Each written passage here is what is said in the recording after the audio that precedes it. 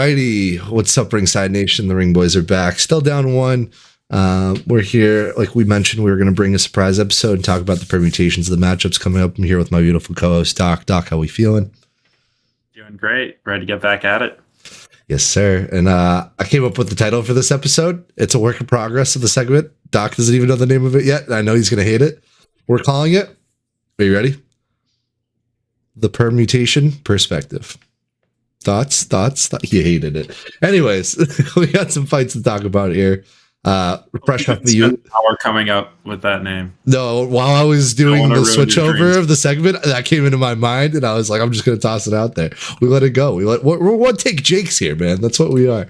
But I have a little bit of script on the side, ready to get after it. Fresh off of UFC 300, both fresh off of huge wins on the bets, and we're feeling good. And we're feeling like we're ready to make some investments. We'll start it off and just talk about the man of the hour and the man of the month, as I'd like to call him, Alex Pereira, defeating Jamal Hill. And now you're getting reports that he broke his other toe.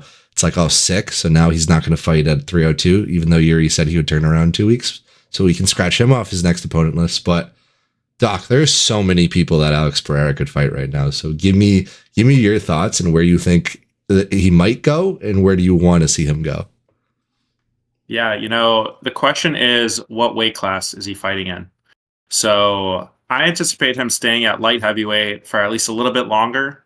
But I think his ultimate goal is going up to heavyweight and trying to get 3-champ status. Maybe not simultaneous 3-champ, but if he can do that, that would be incredible. And I think that he has the size to bulk up to. He won't be able to get up to 260, but I think Alex Pereira at like 240. At weigh-ins can do some damage. So for light heavyweight, I want to see him against Ankalaev. Ankalaev could have been the champ previously.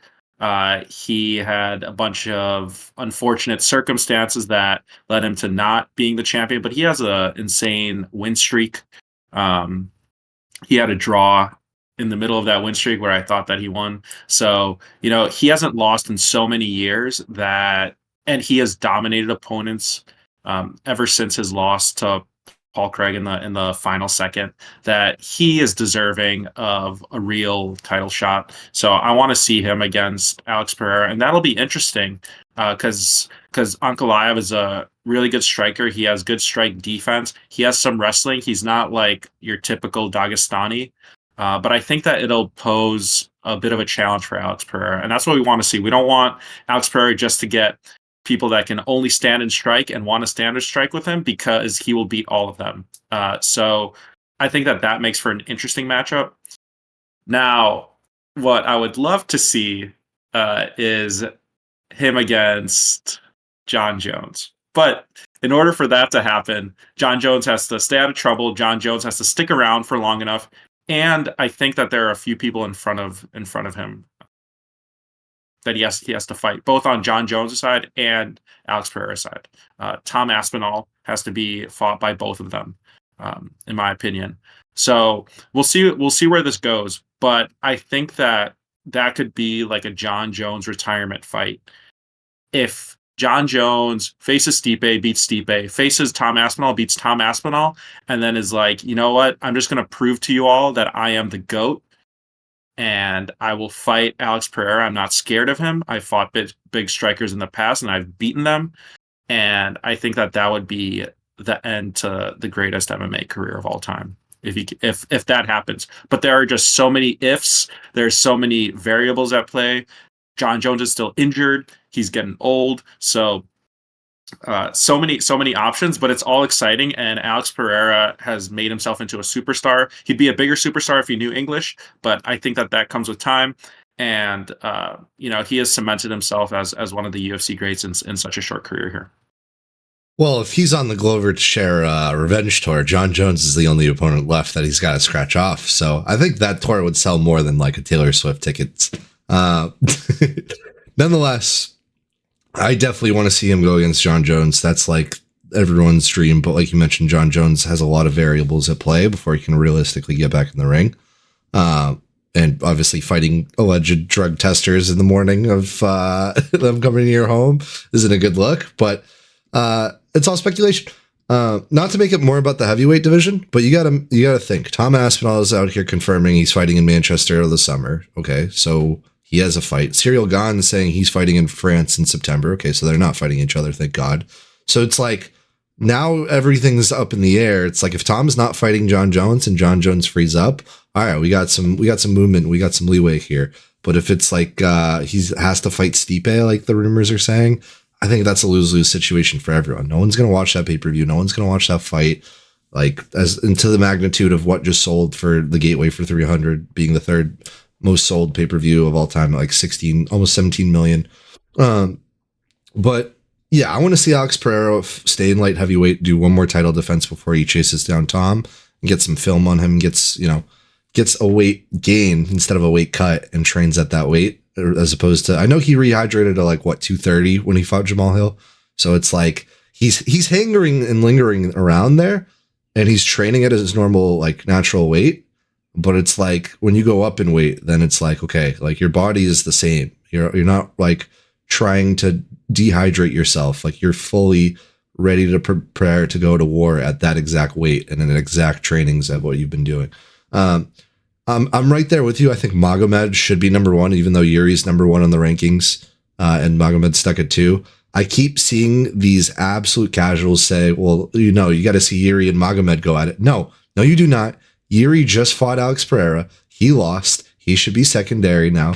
Magomed has been climbing the ranks. Yeah, he messed up against Johnny Walker, but he showed what he can do and how powerful he is. And let's get after it. I definitely want to see Alex Pereira, Magomed Ankalaev before the end of the year. I think that is realistic. That's not too much to ask. Sucks that we can't see it in Brazil because the 302 Rio event, Pantoja took that from us. But hey, it's shaking up the rankings. It's going to be fun. And I think we definitely should see Alex Pereira at least one more time before the year ends. Also, I didn't even notice, but Rakic is still at 5th. Like after putting up that performance, like I'm glad he is. Jan's at 4. So Jamal Hill, I feel like, has to fight Jan or at Rakic at some point. That's another thing I wanted to mention, the permutations, but I don't know. Yuri's out here saying, yeah, I'll fight on 2 weeks notice in Brazil. And Alex Pereira is like, my foot's not working. We're not doing this. So we'll see. That definitely shook up the rankings a little bit at the top. Light heavyweight division is going to be fun for a while. Alex Pereira, Magomed, Dana White, just book it. That's that. Doc, anything else? Yeah, I mean I just think that Magomed Ankalaev has been punished so much by the UFC, and it's almost like if that fight doesn't get made, then Dana just doesn't care for Magomed Ankalaev, who is a rising star that just had some unfortunate stuff happen. And what he did to Johnny Walker the second time put everything to rest. Like he just should be in the title conversation at this point, and I think it's what Alex Pereira wants as well. That's just a great matchup in my opinion. I don't know. The light heavyweight division is becoming more and more exciting. Exactly. As is the whole UFC. 100%. I feel like we started a podcast at the perfect time. Speaking of the top of the rankings being shanking up, do we want to move over to the lightweight division and discuss that real quick, or do we want to touch base on Holloway, Topuria? What vibes are we on here, Doc? You guide the conversation. I think the lightweight division is the most exciting division. Although They're all exciting, there's nothing like the lightweight division in the UFC. Speaking of people moving up the ranks, Arman Tsarukyan with his win now at number 1, Charles at 2, Gaethje 3, Poirier 4. But Dustin Poirier at 4 gets the title shot and is fighting Islam Makhachev at 302, confirmed June 1st. And that will be in Newark, New Jersey. Islam, good to have you back. Hope your Ramadan was well. We're ready to see what you can do. And yeah, you know who's next in line. You got four tough opponents, or 3 tough opponents. Or 4 tough opponents. We'll throw Holloway in the mix. Why not? But yeah, Islam Makhachev has a doctor's waiting room of opponents, and Poirier being the first one, we'll see if he's silly and shoots the gilly on Islam. And we'll see if he can get it done. But Doc, your thoughts on that first title fight, and where do you see the rest of the people in the lightweight division going? Yeah, I think that after what we saw at 300, that is the correct fight to make. Heading into 300, I thought that Arman was going to run through Charles Oliveira, cement himself as the clear number one contender, and fight Islam. I think after what we saw at 300, Arman put on a good performance, but Islam is miles ahead of him. Dustin Poirier gave Khabib I know everybody likes to compare Khabib and Islam, but I think it's a very good comparison because their fighting styles are similar. I think Islam's striking might actually be a bit better than Khabib's, but Khabib's wrestling was miles ahead of Islam's. But what I'll say is that Dustin Poirier gave Khabib, in my opinion, the toughest fight, the closest to Khabib losing in the UFC. He did catch him. It wasn't a guillotine, but it was maybe a triangle choke, rear naked choke. Might have been a rear naked choke. But Khabib didn't tap at that. He said that he was strategically getting placed in that choke so that Dustin Poirier would get a bit tired, and then Khabib was able to win. Anyway, Dustin Poirier, with his experience, can come up with a game plan that'll work against Islam. Islam can lose. We saw that with the first fight against Volkanovski, which was a very, very close fight. So I think that Dustin Poirier has done enough. He's a company man. What he did to BSD was beautiful. And I think that this is the final fight of Dustin Poirier's career, the last chance that he'll have to win the title. He's going to go in there with putting it all on the line. And even if he comes up short, it's been a fantastic career, but I think it'll be a good fight, a good matchup. The other options, Islam versus Charles Oliveira. The domination that Islam displayed against Charles Oliveira can be repeated 10 times out of 10. So that's a fight that could happen if Charles Oliveira goes on some crazy win streak, like 5-win streak against all these top opponents. That could happen eventually. I think that is the furthest fight from happening out of the top 4. Arman Tsarukyan, I don't know if he needs a tune-up fight before he gets his chance to fight Islam, because I'm not exactly sure who else he would fight. But I think that it's going to be between him and Gaethje on who gets the title shot after. I think Gaethje needs some time to recover after that knockout. He's still alive, which is always a plus. But you need time to recover from a knockout like that. We saw what happened with Alex Volkanovski when he tried to come back super fast after getting knocked out. It doesn't work out well. So the question is, does Justin Gaethje get the shot after Dustin or Arman? I'm leaning towards Arman because I think Justin needs some time to recover, and he is also like a one more chance to fight for the title and then call it a career. And I think that's fair. It's a UFC Hall of Fame career regardless of what happens. But he definitely deserves the opportunity, and him losing to Max Holloway should not get in the way of him fighting Islam Makhachev. And I don't think that Max Holloway beating Justin Gaethje leapfrogs him in front of Justin Gaethje for that title shot. So if it was me, I would say Dustin Poirier, Arman, wait a year, Justin Gaethje. And then if other people come into the mix, it would just be so disrespectful to someone like Justin Gaethje to not let him have the title shot. Now, the one thing that we don't know is Islam trying to stay at lightweight because he wants to fight Leon Edwards. And I am a bit concerned that he will not want to wait all this time for Gaethje to recover to fight him for the title before trying to fight Leon Edwards. So I think he wants to fight Arman. I really do. I know that there's rumors that he turned down fights. He doesn't need that fight right now because he would smoke Arman based on what we saw. But I want to see him fight Leon Edwards too. That'll be a good fight. So I don't know. So I agree with like 95% of what you said. There's just one small window, right? And you brought up the 5% perfectly just now with Leon. So you got to think, Islam Makhachev is going to want to fight where? In Abu Dhabi, right? The big Abu Dhabi event is in October, right? He's fighting in June. So you got to think, June to October, perfect window for him to either annihilate Dustin or have a tough fight with him, end up winning, take the recovery time, have the camp, and still turn it around for Abu Dhabi. Now, who do you put on that Abu Dhabi card? Because in the rankings, I know are irrelevant, but Charles Oliveira is at 2, Gaethje's at 3. I think Gaethje definitely should go first, in my opinion. I get Sarukian's at 1, but he just fought. We'll get to Charles being elite as hell in a minute here. But I think Islam Makhachev and Leon Edwards in Abu Dhabi in October would bang on pay-per-view and would sell so much. You brought up Khabib's choke with Dustin. It was a rear naked choke. I remember it was 242. Both Khabib and Islam were on that card. That was a great card. But, dude, Arman Sarukian should wait. He should wait, let things shake up, get a little bit more film on Islam. He's a young guy. He's 27 years old. Train like your life depends on it. And when you get in that ring with Islam Makhachev, you better be ready to go, because the performance he just put against Charles showed a lot of holes in his game, in my opinion. I know Charles is great offensive from his back, absolute vet, BJJ expert. But man, if you couldn't finish Charles, what do you think is going to happen when you fight Islam? Like, you're just not going to be able to take your shorts off whenever you want and survive. You know what I mean? So I think definitely my list of priority goes Gaethje should get the first title shot.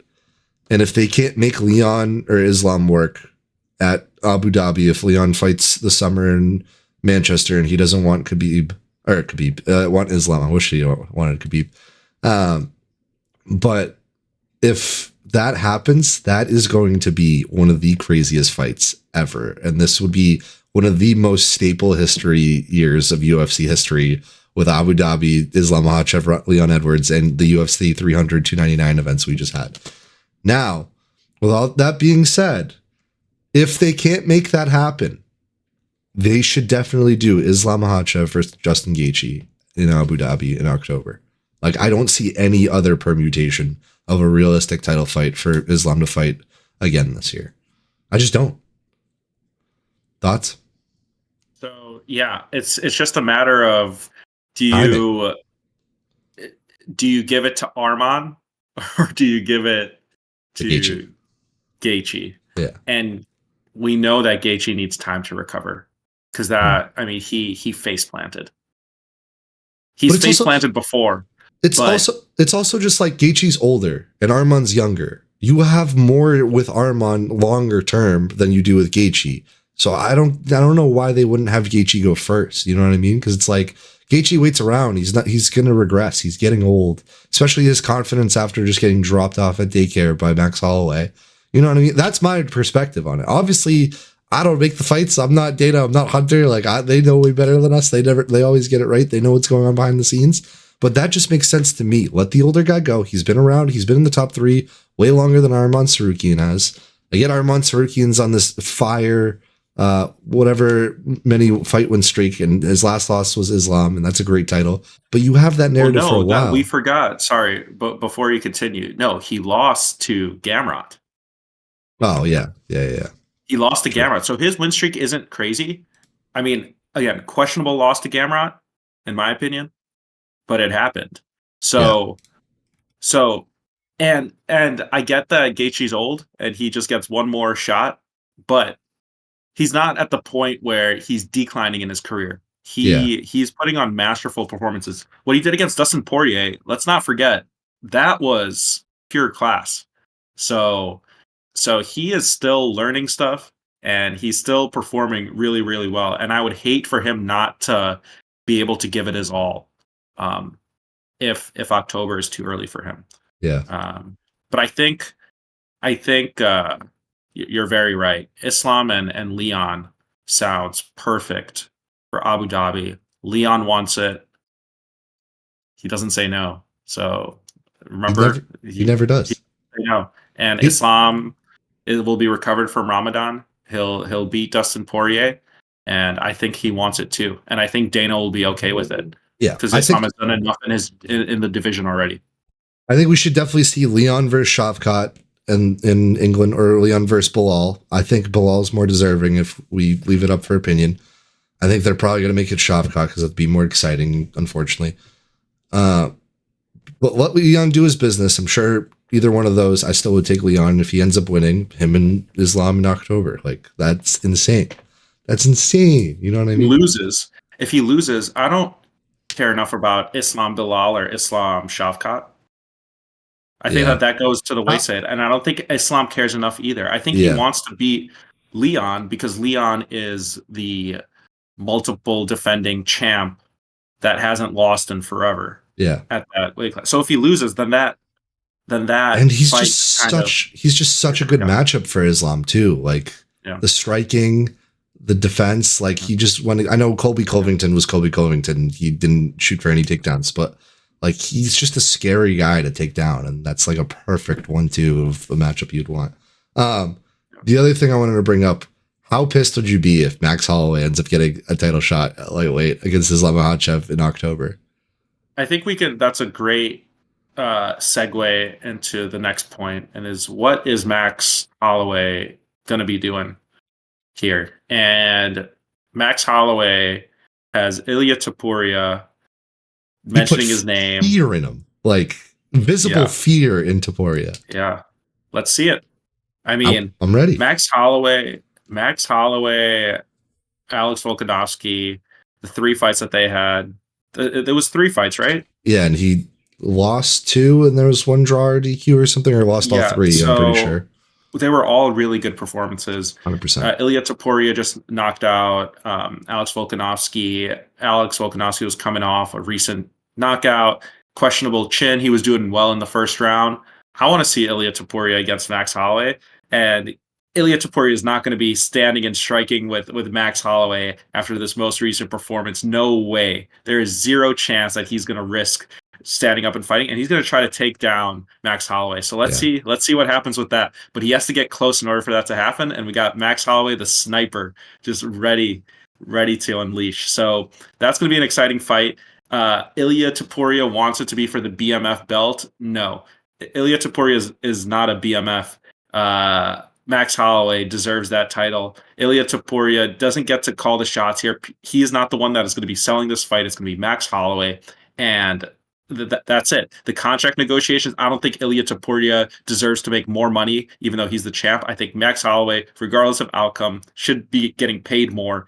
And if Max Holloway says that I want Ilya Topuria, and Ilya Topuria is like, no, I need this and this and this done, I literally think that he should be stripped of his title because Dana can give Max Holloway whatever he wants after what he just did. So we'll see how it plays out. I hope it happens soon. I don't want Ilya Topuria just fighting 1 time every year. I don't want him fighting Conor McGregor. Like, this is it. He's not holding up this featherweight division. If he doesn't want to fight Max Holloway, fine. But that belt is no longer yours. It's the company's. 1000%. Unfortunately, I think they're going to make the Volk rematch, just knowing how things normally go. Like, they'll probably just have Topuria versus Volk before they actually make another fight for Topuria. But I think that's the wrong move. I think Max Holloway and Topuria both should put their belts on the line. That'd be hilarious. And Topuria would flex as a double champ, or Max Holloway would flex as a double champ, the one lives the BMF belt. But who cares? Like, if we get that fight in the books, if it takes paying Max Holloway more and it has to be in Spain to satisfy both parties, I'm all for it. And I think Max Holloway is going to raise some eyebrows and surprise a couple people and take Topuria to the streets of Spain, and he's not going to run away from red flags because that's not the kind of guy he is. He's not one to run away and be the bull.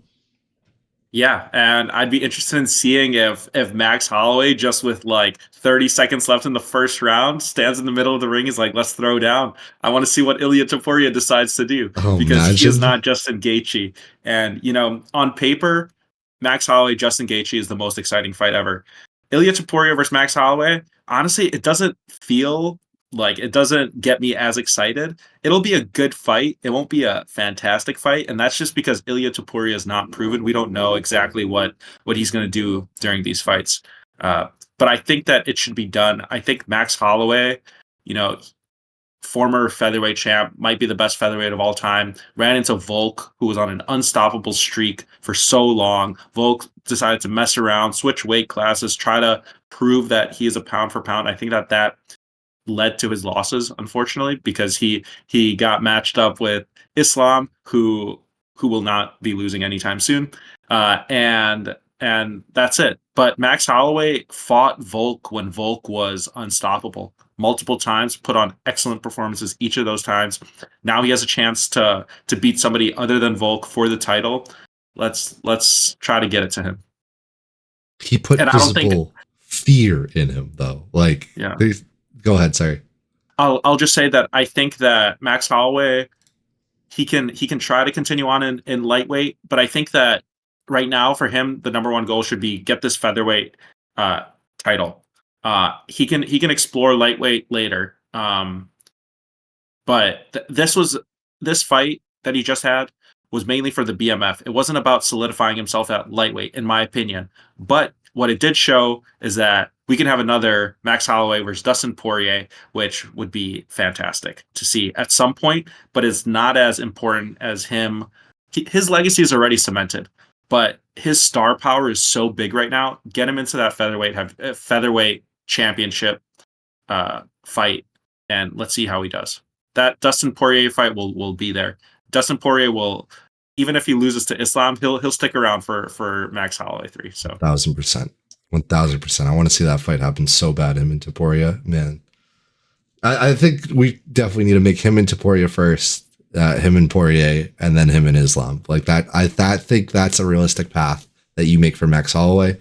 He doesn't have that much time left. He's taller. He's more scrappier than Topuria. Like you said, Topuria would have to take him to the ground. And I don't think he would just let that happen. And that's a dream fight right there, Doc. I can already tell you. Speaking of beautiful segues and what I do, you mentioned Conor McGregor just before. Conor McGregor officially now fighting Michael Chandler on June 29th.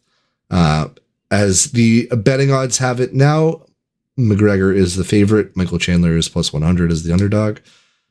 Doc, if you were to make a pick right now, who are you taking? And now that you've watched Roadhouse, you think Conor McGregor makes weight? And I'll give you the mic. Yeah. If I was to pick who's going to win this fight, it would be Michael Chandler. I think he should be the heavy favorite here. Conor McGregor hasn't fought in the UFC in a very long time. He's had lots of stuff on the outside. He has his business going on for him. That's doing great. But he has too much stuff going on the outside that I don't think that he is that great of a fighter anymore.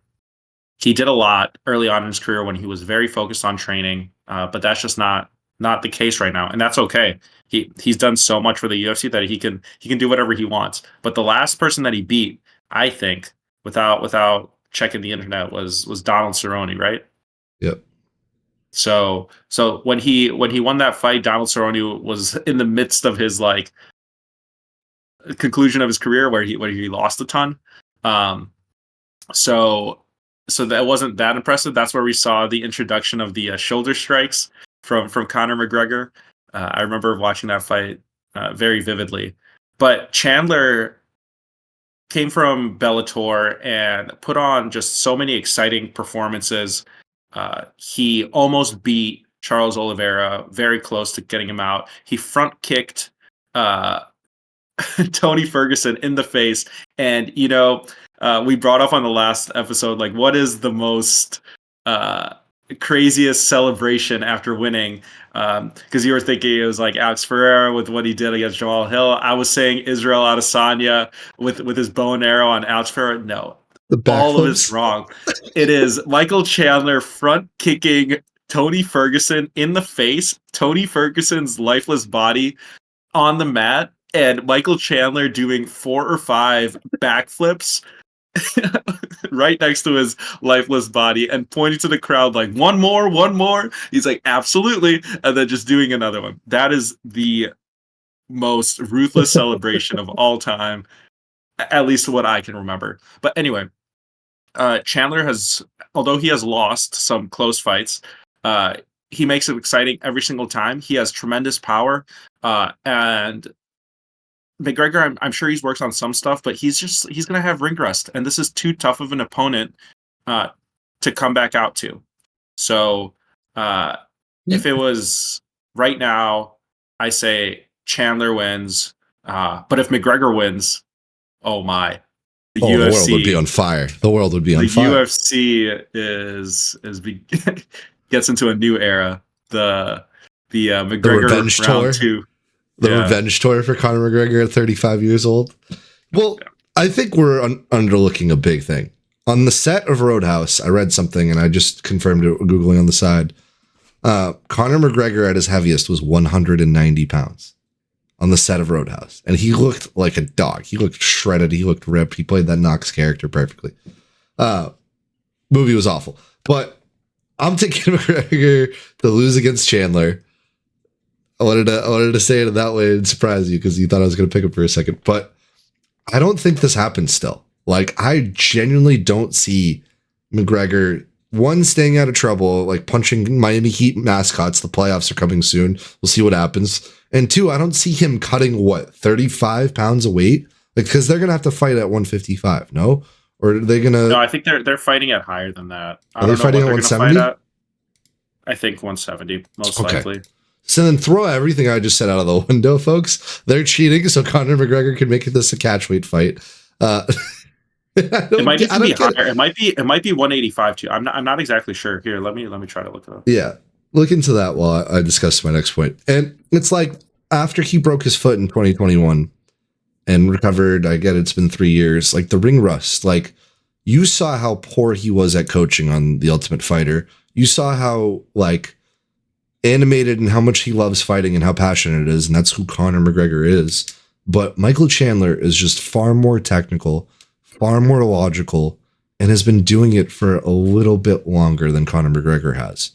And I get that you mentioned he was in Bellator, but like when he knocked out Dan Hooker, the backflips over Tony Ferguson, like he's been fighting competition of that caliber and has been studying film and has learned from his mistakes. Conor McGregor has just been in the limelight, just doing Conor McGregor things, and now he's not at that point anymore. And I like the tenacity and the integrity and the overall packaging of Michael Chandler as a striker rather than Conor McGregor as a striker right now. And I would take Michael Chandler at plus 100. I agree. I'm still adamant that this doesn't happen. I'm glad Dana White confirmed it.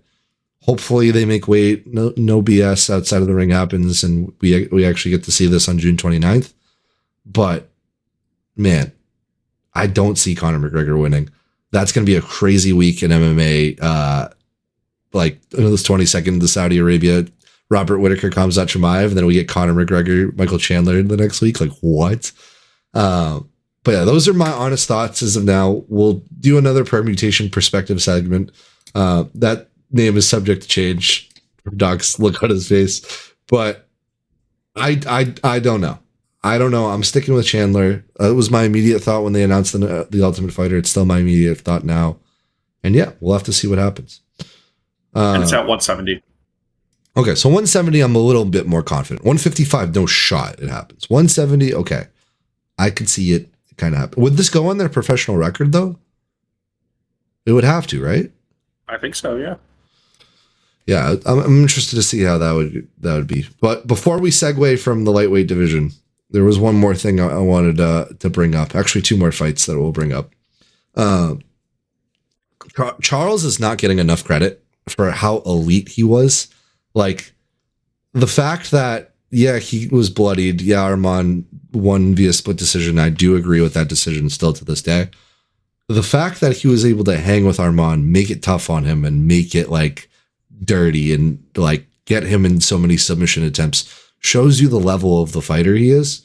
And I think his next fight could be a banger. And he has two opponents we were talking behind the scenes of opportunities to make. And I'm looking at a Matthias Gamrot at number 5 against Charles Oliveira. But Doc, I'll let you bring up the other guy that we really want to see him, and you can cover why you think we want to see Charles Oliveira fight Rafael Fiziev. Yes, sir. Rafael Fiziev, if he fights Charles Oliveira, Oliveira, that's going to be such a great fight. Unfortunately, Rafael Fiziev is coming off injury, so I don't know how compromised he's going to be in a fight like that. But he was moving his way up the ranks, put on a banger of a performance against Justin Gaethje. So he really was showing why he belongs at the top of this division. But yeah, him just getting injured put a halt onto all of that. But I think if his comeback fights against Charles Oliveira, that's going to be a really tough fight for him. But it's going to be a fantastic fight for the fans because him as a striker is one of the purest strikers that we've seen in this division, in my opinion. He throws roundhouse kicks, he throws spinning stuff. You never know where he's attacking you from, and he hits with power, and he has a chin. So with all that being said, it would be such a more exciting fight than seeing Mateusz Gamrot drag him to the mat and work his wrestling. I think that Gamrot's going to be at a disadvantage though if he does take this fight to the mat because Charles Oliveira is just so offensive off his back, and we saw that against Arman. And I don't think that he has the heart that Arman has to where he would have probably tapped out from that guillotine. So it would be a realistic boring fight. It wouldn't stay on the feet because Gamrot just doesn't have the hands for that. So we all want to see Fiziev. So a reliant source from a Kyrgyzstani news, AKI Press, stated that Fiziev went through surgery and was literally training the very next day. For now, they just had him doing boxing from what I'm reading. But it's been 4 months since his surgery. So he has 4 to 5 months left to fully recover from February. We're now recording this in April. So if we shed 2 months, he's 2 to 3 months away. Charles Oliveira probably needs a month or two of recovery time and then another 2-month camp. So I think Charles and Fiziev at the tail end of this year definitely makes sense for both guys. I get it's a higher fight for Fiziev, but he was injured. And recall my memory, Doc. Do you think Fiziev was winning that fight against Gamrot before he got hurt? Well, the issue is that it happened like early on. Yeah, it was in round two, so it was hard to tell. But it was just such a sudden loss, and I do think that he was winning. I don't remember for sure, but I'm pretty sure that he was winning because he was able to stay on his feet. And he just got that knee injury, and that's what ended it for him. But he had a fantastic fight against Justin Gaethje before that. Justin Gaethje is miles ahead of Gamrot, in my opinion, in the lightweight division. So he has the ability, that's for sure. Yeah, and he was very close on the striking with Gaethje. He outstruck Gamrot. I just double checked, and I get he got taken down by Gamrot, but man, Fiziev is being underlooked here. I think that's a way more fun fight for just all of us. Charles versus Fiziev, and a more fun fight that the MMA community talking about right now. Money Moicano calling out Paddy Pimblett in the lightweight division would bang, dude. If we got like, first of all, Moicano tweeting like, "Oh, I'm at 10 and Max Holloway's at number 9." I'm perfectly fine with that. He would kill me. That was the PG version. Go look up that tweet. It was hilarious. But Renato Moicano and Paddy Pimblett would just be press conference of content, and then they would not stop talking in the ring. And I'd probably take Moicano to win, but I think that would be a great fraud check for Paddy Pimblett. And I'm ready to see it. Like, they would be talking smack. We would have a Scouse accent versus a Brazilian dude. Like, that is a great combination of the best of both worlds in the MMA community and their personalities. Like, Doc, how do we not see this fight this year? You know what I mean? Yeah, I mean, seeing that fight in Manchester would just be so incredible. God. Oh my God. Yeah. Just Paddy in front of the English crowd, and they would both throw down on the pressers. You're absolutely right. Moicano, he's a character, but he's a really good fighter, and I think that he would destroy Paddy Pimblett. But I think that the fact that Paddy has pretty good Brazilian jiu-jitsu and has some submissions, I think that it would just be an interesting fight. And I think their striking is probably comparable. So I would love to see that happen. Moicano and Pimblett have had issues in the past. I think Moicano has called out Pimblett in the past, but we just want to see it for the talk that would happen. And at the end of it, regardless of who wins, that there would just be fire on that mic. That would be unforgettable. And place it in England, man. One can only dream. Yes, man. We have so many good fights for this year. Like this, like I said it, and I'll say it all the time. Like I think we started a podcast at the perfect timing when I first came out to visit you in October when we had the Dagestani Niguchi flip flop parlay, and we just had the 300 biggie bag, as I'll call it. But man, like all these fights, there's so many avenues they can go. UFC 300 has already been the staple, and nothing's going to outdo that. So we already got the highlight. So it's like, why not take a couple risks on some of these fights, some of these guys? But yeah, man, I'm just happy we have Islam fight scheduled for the summer, and obviously we have to see him in Abu Dhabi. He has to win first. He has to be healthy. But it's like, I don't know who else that Abu Dhabi main event would beat. You know what I mean? Like it would have to be Islam Makhachev and Leon Edwards. Like there's no, like the pound for pound number 1 guy against the pound for pound number 3 guy. John Jones at 2. Like I'll respect it, but man, we need to make it happen. We need to make it happen. That's all I gotta say. But yeah, that's all I have from the script. Doc, did we miss anything else? No, I think that was pretty comprehensive. There's just so many good fights. We could probably spend another few hours talking about all these permutations, as you like to call them. But as these fights get announced, we can start talking more about them. Where we were talking in the background about Adesanya, DDP. When that gets announced, we'll discuss that a bit more. But it's just so many options for so many fighters, and as I always say, the UFC, the level of talent just grows every single year. How well-rounded all these fighters are is why these fights are so interesting, and why when they get in there, you don't know what's going to happen. Right. You don't know, like you saw Holly Holm try and grapple with Kayla Harrison. No one could have predicted that. And it's maybe because she felt that she had to. And similar things happen in so many other fights where you're like, everybody is good everywhere. And it's about game plan. Now it's about coaching. Now it's about preparation. And that's why we get such great options for these fights. So regardless of what Dana decides to make on these fights, we're gonna be in for a treat, and hopefully the rest of the year can do well for us. But regardless, we've already had such a fantastic first half of the year that there's nothing we can complain about. We're in April, and we've had tons of fights get canceled, injuries happen, and even with all of that, we've had just such bangers. Amazing cards, just absolute bangers of fights so far. We won't mention Toronto, but I'm excited to see what happens next. We got a lot of really good fights. We got a really awesome card coming up in June. Obviously, we'll cover 301 in Rio. That card is looking okay. No fights this weekend. We wanted to give you a permutation perspective episode. Fight night the following weekend. We'll be covering that on a post show, not a pre-show, per normal. And just overall, thank you for the love and support on the 300 episodes. Doc, we're almost at like 200 views on the post show, 120 on the pre-show. Like, man, seeing our hard work come to fruition means a lot. So shout out to you, Ringside Nation. Doc, anything else before we sign off that I missed? No, just excited to get Artie back into the ring, get the three of us at the same time. He's been doing his travels, but he's helping us out on the sideline. So expect to see him back soon.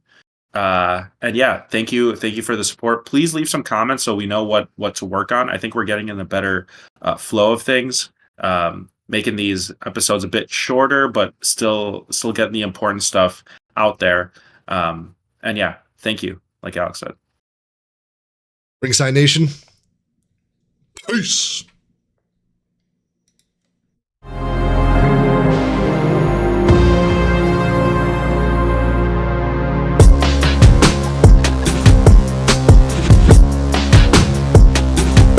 Dude, imagine if Islam loses.